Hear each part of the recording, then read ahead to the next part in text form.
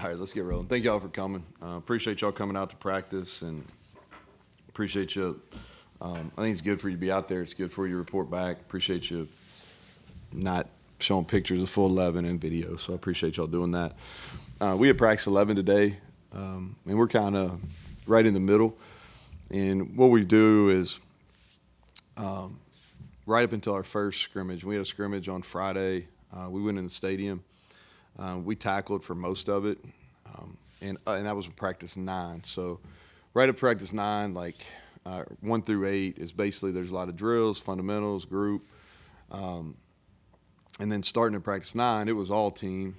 And then practice 10 was a little bit like you saw today. After you guys left, we did all 11-on-11 football after that. And we'll do that. We're going to do all team on Friday. We'll do mostly team again next Tuesday. Thursday, it's a helmets practice, so it'll be – and then we'll have our spring game on Saturday, and we'll talk more about either myself or Monty will kind of give you the format for the spring game toward the end of next week. But that's kind of – we're in the evaluation piece is we work skills for development, drills for skill development. Now we're working a lot of team for evaluations, trying to get a good picture where our personnel is, and like who's taking the next step and who has gone from a red shirt or who's gone from a backup to potential can play a lead role, who's a guy that was kind of off the radar that now is ready to be maybe a core special teams player. That's kind of the decisions that are made over the next. And then we really start trying to work on some opponent stuff and some different looks, because one of the things about spring is you want to rep your schemes, but you can get some bad habits if you're just going against your offense and defense basic looks. So we'll do some things on offense to get our defense ready.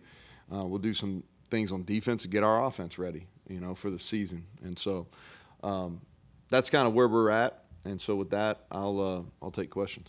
So Neal, follow up with a little bit of that. You went over that. I know Cody asked about most improved, but a little bit of fast climbers this year, guys that have maybe weren't factors in the past that now look like they could be two deep major special teams guys this year. Yeah, I think from a special teams standpoint, I'm going to talk about some guys I think that are showing up. We've really prioritized those. A couple guys on offense would be Jalen Anderson. He's a guy that has never played special teams here, and it's really been a want-to deal. And so really stressed to him in January he needed to be a complete football player and be able to help the team. And he's came, and he's done really well. TJ Johnson is redshirted last year, and now TJ's coming out. And he is starting to – we do a lot of these competitions during spring. It's kind of controlled competitions for special teams, and TJ's been a real pleasant surprise in that and really starting to do that. Colin McBee is another guy. Start talking on defense is Reed Carrico has really, ever since Friday, has really put several nice days together defensively and special teams. Like he's going to be a factor on both. Talk about Zay Jennings, who's an early enrollee, a really good football player. It's happening really fast for him on defense, but you can see his talent and his ability on special teams. He's a guy that's playing himself into that. Derek Burlitz is a guy that's, that I think is going to help us in our punch shield and the back line on kickoff return. And so he's been in our program now going on his 3rd year, and he's showing signs of being one of those guys. I think Jordan Jackson, defensively and on special teams, is shown some growth, especially here since Friday. But those are some guys, like some other guys are sticking out, like Caden Beiser and a couple other guys that have done well on special teams. But those are some kids that are really kind of showing up. Curious, when you got an older team, do you plan and practice differently in the spring than you would if you had a bunch of younger guys that you had to train and develop? Well, I think that it's really not necessarily anymore if you have a young or an old team. It's just kind of you got to be careful, everything moves so much. There's so much movement, and so maybe 5-10 years ago, you're really trying to get a bunch of reps with what may be your first team and maybe your second team, and now it's not like that because there's going to be some movement, and so like let's say at offensive line or defensive line, like chemistry and having groups play together is really important, especially on the O-line. But the spring is there's moving parts. So what you try to do is you're rotating guys because everybody needs to learn how to kind of play with everybody because you don't know what the fall is going to look like. And so it's more of the other thing too is like I think is and this is why we do this is I think guys generally like just playing the game, so like to keep our energy levels up from kind of the midpoint or I guess the last third of the spring is we just play a lot of football, 11 on 11 football, try to make it competitive situations. That's kind of the thought process. Neal, you mentioned Zay earlier. Something I don't think we've discussed a lot is early enrollees are the true freshmen. But give us a little evaluation of them, and any of them you think could help you in the fall? Yeah, I think that Zay, Israel Boyce would be the other one Israel's really kind of second part of the scrimmage on through today's practice is coming along. Nate Gabriel is a big athlete, and he's learning, but physically he's going to be ready to help us. And I think at that nose position will be able to give us some snaps in the fall. Just trying to think here as far as any other early enrollees that have really kind of jumped out to me. Or anybody that haven't. Anybody that's off that you want to ask about? No, I mean you've got Kinsler, I guess is Kinsler. He got more reps today, and he's going to be a really really good player, and we're moving him around because he's a smart guy, and so he's been getting some reps, and he could be a factor. I tell you, Jackson Marco, he's got to continue to get stronger. He's getting a lot of reps because Cole's not going, and I don't know if it's going to happen as quick as the fall, but he's going to be a quality tight end for us. And he has really good hands, and as he gets stronger, he's going to be good at the point of attack because he's big. Based on sheer numbers, would you say this is the most you've got ready, capable to play right now at any time since you've been here in terms of just sheer numbers on offense, defense, special teams? I think that when we get to the fall, I would say in the fall, because we're still missing some pieces right now, whether that's portal. Then we got those signees that haven't gotten here, but in the fall that would be accurate as long as everything stays. I would say in the fall that's absolutely going to be the case. And where it really shows up is on special teams.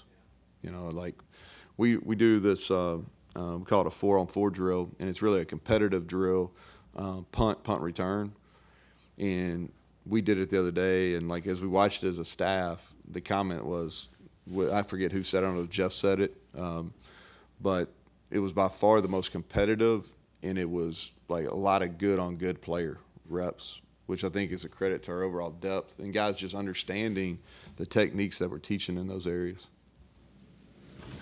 I got to ask you this. I asked Jeff this on Monday. Of all the skills that you do in practice, the one thing that you do up to the collision is kickoff.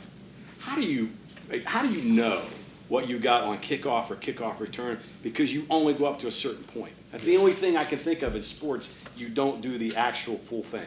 Yeah, it's a science, and we didn't master it last year because we weren't very good on kickoff. I think what we try to do, and this is in the spring, really overall in special teams, like punt and field goal are really the only teams that we do all 11. Most of it is part whole. And so what I mean by that is in the spring is we're going kind of individual techniques and then kind of pods. So when I say pods, maybe it's the left guard, left tackle on punt. Maybe it's the right up back, right returner, right end on kickoff return. On kickoff, maybe it's, the guys that are, kind of the ball guy and the capper. We're working those in pods, but we don't work all 11. Now, once we get in fall camp, we do, but it's limited, and it's probably less than 5 full speed. We do a kick scrimmage where I know we hit 2 live, and then we probably get at the start of practice, 2 or 3 more leading into the first game. And that's it. Yeah, and that's it. And it's hard, and like what we tried to do to get better at kickoff is a lot of our tackling drills that we do, now as part of our special team circuits are kickoff tackles. Like we missed a ton of tackles just overrunning the ball from the backside. So now what we're doing is we're really working a wrap tackle where we're sprinting and we're practicing it on the track landing pad. So it's not putting a bunch of force on your shoulders. But just that was point of emphasis in off season, is trying to figure out how can we practice these tackles that we're missing on kickoff without having 22 bodies out there. Having more linebackers, though, certainly helps. It's going to help in special teams. Yes, yeah, absolutely. It's going to help kick off.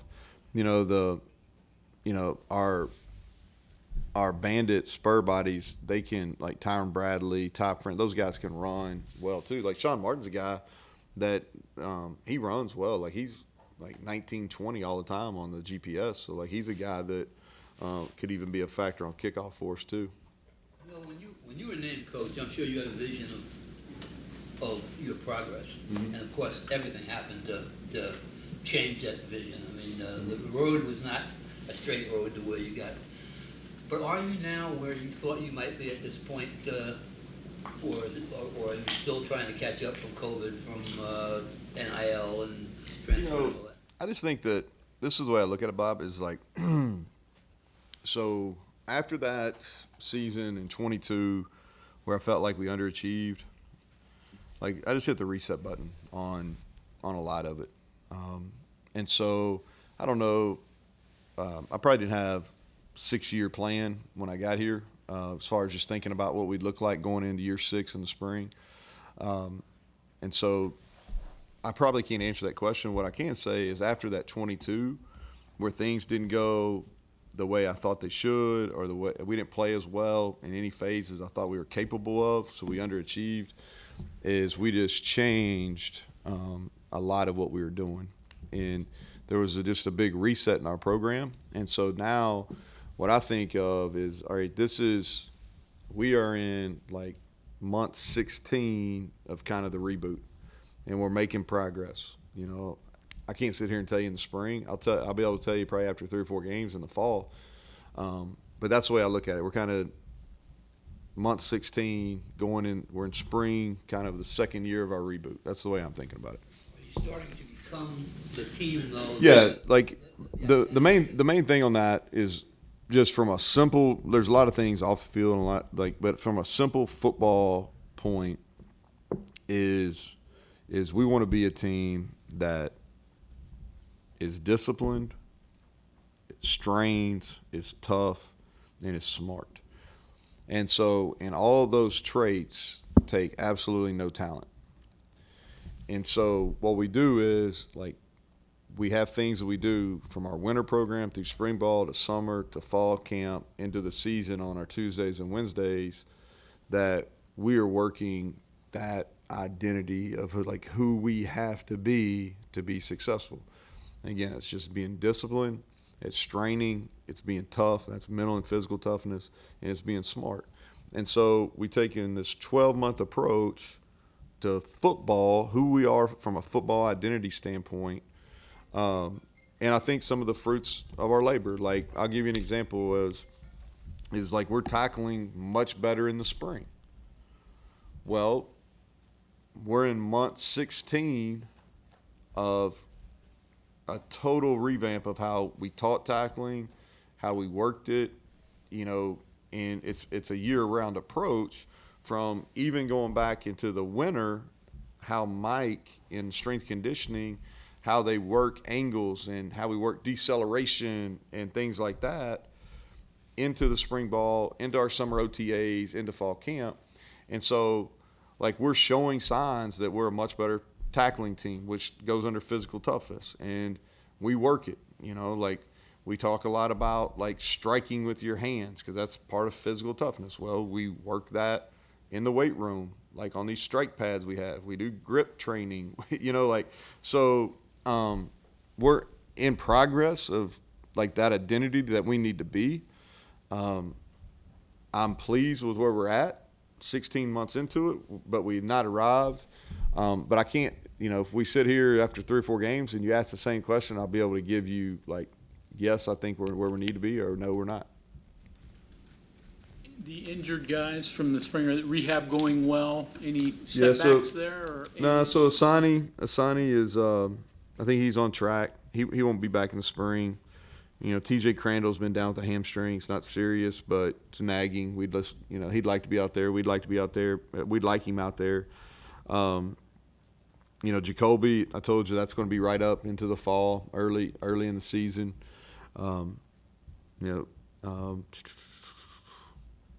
Anybody else you're asking about it? I mean, it looked like Cole and Tom. Oh yeah, they're so coming yeah, back. so yeah, CJ. So going back, so CJ has done everything except take contact.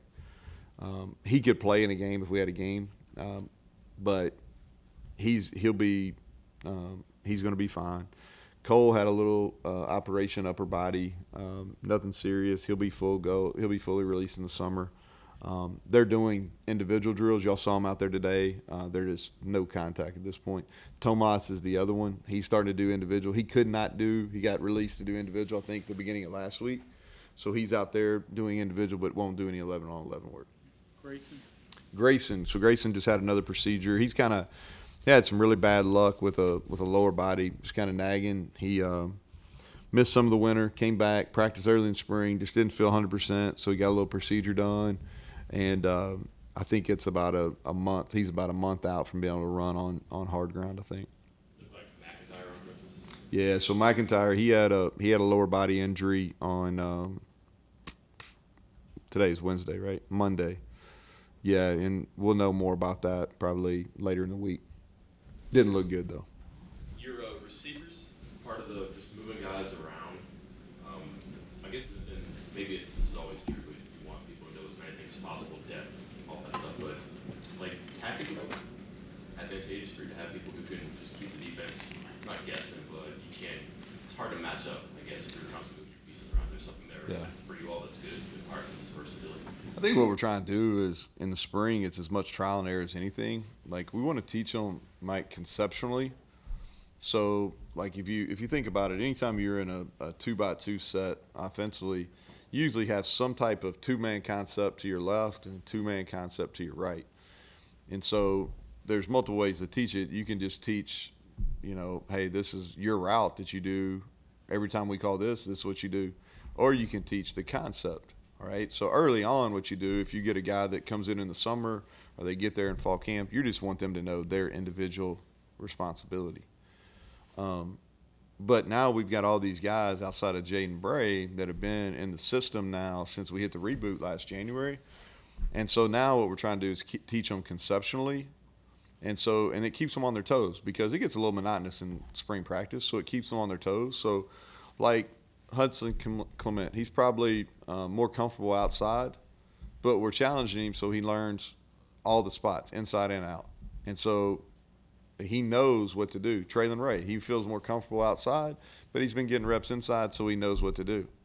And so I think it's about, trial and error, teaching them the concepts, gives you some flexibility once you get in the fall because if you have some injuries or things like that, they know what to do, and then they have some comfort because they've gotten some reps against good people.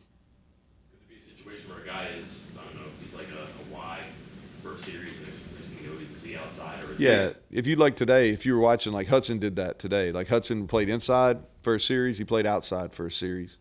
We've been messing around playing Rodney a little bit, like as a nickel on defense. And so like when Rodney went over and took some snaps on defense, Hudson came in and played.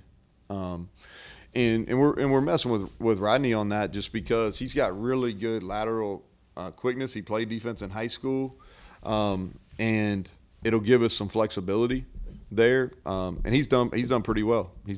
So we just been throwing him in there a little bit. depth of linebacker allow you to do some different things? Yeah, it's our most complete room. They've got to go out and make plays. Before I say it's our best, but like there's a lot of competition in there. And that's what you want. You want competition in every single one of your rooms. And if you look at it now, I mean, we got, 6 guys really that are competing. And again, going back to what I was telling Mike is conceptually too, is they're playing both positions. So they have to know both Mike and Will. And so that keeps them on their toes. Josiah Trotter, it's been nice to have him. Like, he just plays the game the right way. Like, he's going to make mistakes, but it's mistakes you can deal with because he plays so hard.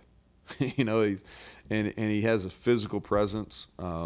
So excited as he continues to get comfortable playing in this defense. You told me to check in with you. I don't know if you've had enough time yet, but evaluating what you need moving forward. Yeah, I think so.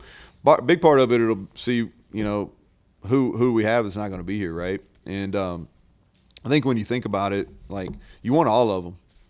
You want everybody that, like, we had a team meeting yesterday, and I was saying, like, we don't avoid it. Like, the portal's open. Like, it's not like everybody's walking around going, I hope they don't figure out the portal's open, right? Now, they know it.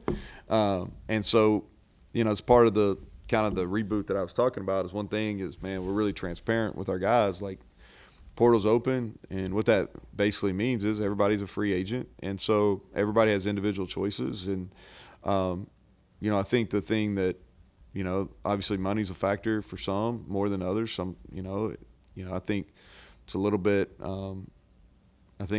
misleading what the narrative is out there on some of the money, so digging to what the truth is kind of what, really hard.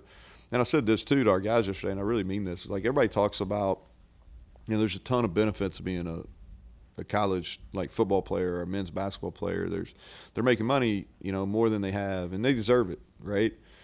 But what people don't talk about is there's an added pressure element.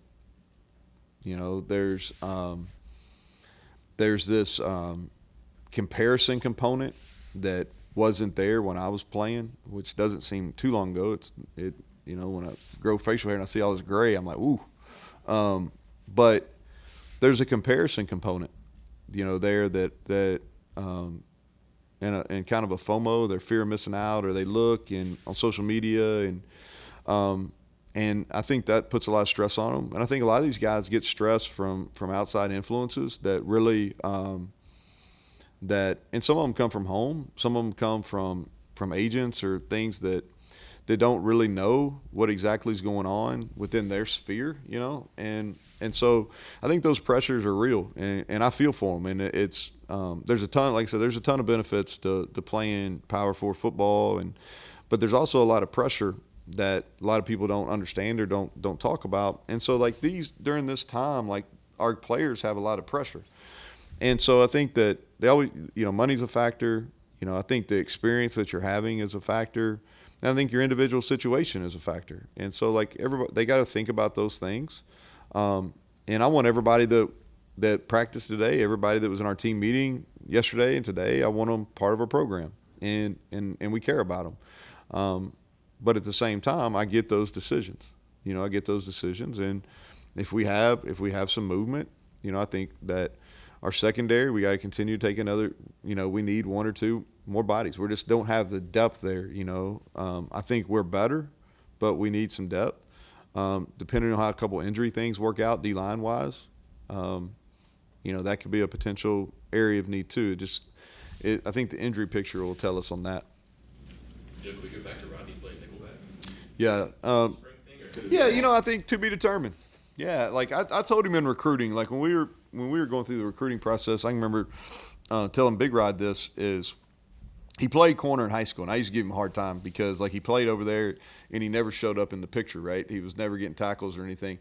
But what you could see is, like, he could play man coverage. Like, he really and he didn't spend any time on it, right? He was a raw football player in general, and he played most of his practice time was spent at corner or at quarterback. But there's so much, like, when you're playing defense in basketball, and I watched Rodney play basketball just because he was so close. I probably saw him, whatever the number of legal times I could see him, I saw him. So I can't remember if that was, I think it's 3 times. But when, like, you play man in basketball against good people and you stay in front of them and you have this presence where you got to feel where you can always play man-me ball, and he did that in basketball really well. Stayed in front of people. He wasn't a guy that crossed over, just naturally could stay and had really good ball. Like, he had a lot of steals in basketball. And so that translated in 2 areas for me. Number one, I knew he had great ball skills, even though you don't see him catch a bunch of passes in high school football because he was throwing them if they were throwing. so I knew he had great ball skills, but the other thing too is like I knew he had great change of direction and he had skills that where he could go over and play defense. And so what we've done is we're not really coaching him much.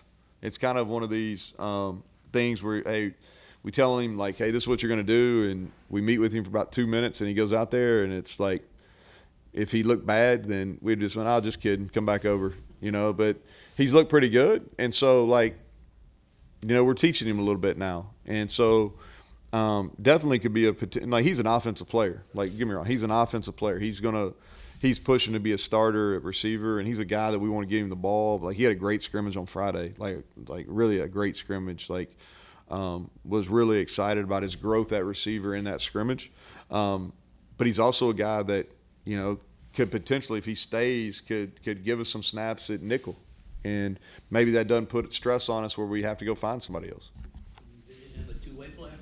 Yeah, I think it's doable. I really do. Like, I don't think now the kid at Colorado, Travis Hunter, like what he's doing is special because he's playing a ton of plays.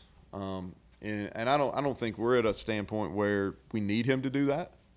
But I think it's a deal where he could play, you know, 6 to 10 on defense and wouldn't take away from anything he's doing on offense. We just have to watch what we did with him on special teams.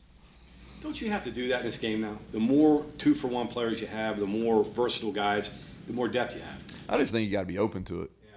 You know, like, and here's the thing, Rodney's like I just told him one day in the hall, I was like, hey, why don't you go over there and we'll see you, we'll put you in our dime package, see how you do. And he was like, oh yeah. You know, I was like, remember I told you in recruiting? He's like, yeah. I was like, let's go see what it looks like.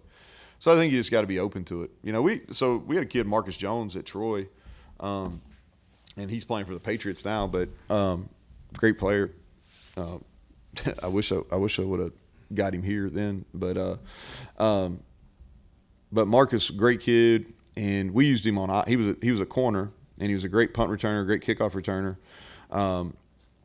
and we played him. He was a corner; that was his number one position, and we used him on offense. And he hurt his shoulder his second year with us, so that had been my last year at Troy. He hurt his shoulder, and on defense, it's hard to protect. You can't really protect. On offense, you can kind of protect yourself. You know, you can go down, like if you're getting ready to get hit. And so he was like, man, he was on me about playing. And I knew he was a special player, so I was like, eh. And so I was like, you know what? I was like, you can play. And, you know, his mom and dad, he got released by the doctors, but I was kind of like, man, it's a shoulder. Eh. And so we just played him on offense for 2 weeks and told him he only played offense. And then from that point on, we played him both ways. And you can do it, you know, like, because now you can't, I think it's really hard like that. Like what the Hunter kid's doing is special, but like I think you can dabble for sure. But I mean, your wide receivers are learning all the positions. Your defensive backs. I mean, you have to do that today. If you have one guy that only plays one spot, I mean that's kind of robbing your depth a little bit. You can, and you got enough time now. Yeah. You know, the OTAs in summer, that stuff has really helped. Where you can meet football wise, you should be able to do football almost year round. Where you know, you don't want to do too much, but guys their knowledge should be better. You know, recruiting-wise, you've had a lot of guys come through the building that, you know, we see all the time.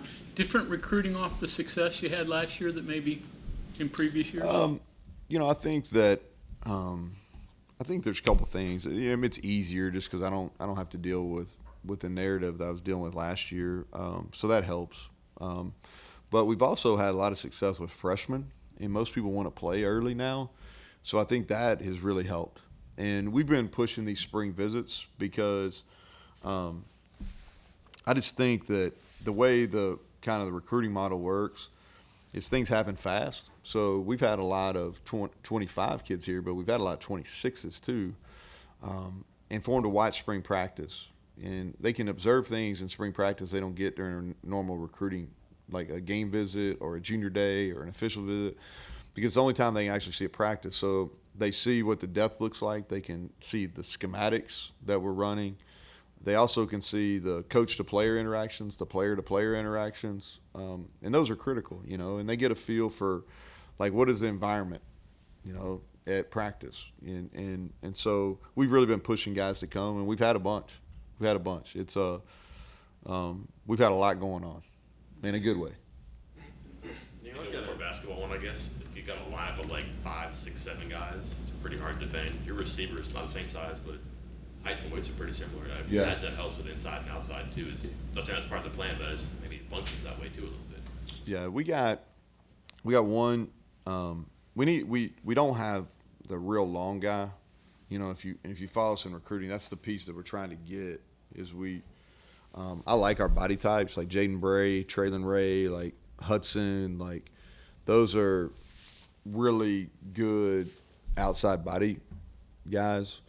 And Preston, y'all can see him. He's put on about 10 pounds, and he's got this innate knack for how to adjust his body.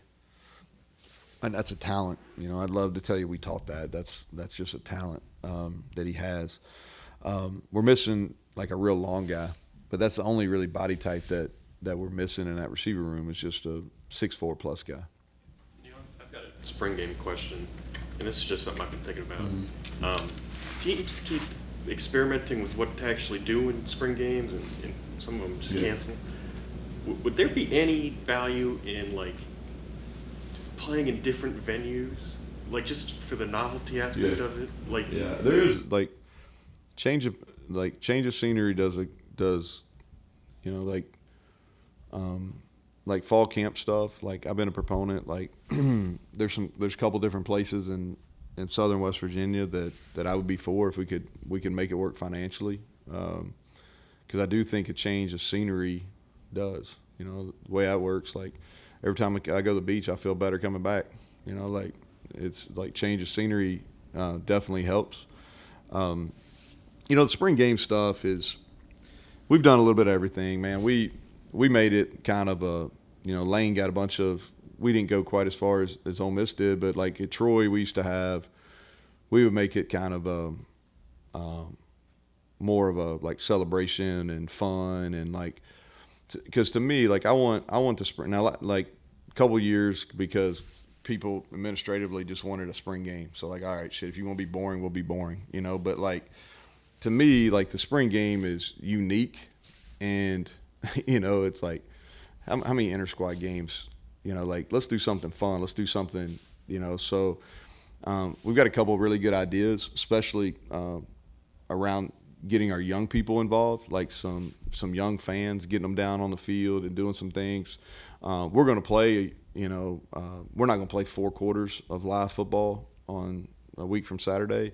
You know, we're going to play some football because our fans deserve to see what our team, like our players, and our players like competing too. But we're also going to do some competitions, and we're going to get some people involved and do some things that'll make our fans, especially want to bring their young people. You know, I always think, all right, hey, Dax is 9. Like, what would make him be entertained at this spring game? You know, like if I'm bringing, all right, my kids, like what is something that would be like, man, this is a different experience? Because when we play Penn State, man, you're not getting on the field, right? You're not going to have a chance to go up to Sean Martin, dap him up, or talk to Garrett Green. So how can we do some things in the spring game that maybe makes a family that maybe they can't afford to come, or a family that wants to have an experience meeting a player, taking a picture of a player? How can we make this a special deal, especially here in West Virginia, because we're the state's team, right? Like we're the state's team, and we need to be accessible. And so we're and when we're ready to announce it, I think it'll be a fun day a week from Saturday. Huey Mack fan, more Charles Wesley. Hey, guys. listen, I'm for all local people making it. All right, he had a cool video. I know Clint Trickett was in that video, and so I know his music. What about Charles Wesley, man? He's opening up for Luke Combs. I look up, he's playing in the Brewer Stadium. I think that I'm for all these guys, really. Like I'm for any of these local people that can make it. You know, I felt the same way growing up in Kentucky. You look at all these guys like that from Eastern Kentucky that have made it huge, and it's guys and girls that have made it huge in country music. I just think that I know what it feels like being from a small town, and you've been able to do things that haven't been done before, and I know how people get behind you. And I was telling Charles Wesley this. I can't remember. I don't know if that was when I saw him in concert or when he was at the baseball deal. But man, what a cool, like you can feel. Like I went to that concert back, whenever we did that Country Roads uniform reveal, and like everybody's just pulling for him to do well.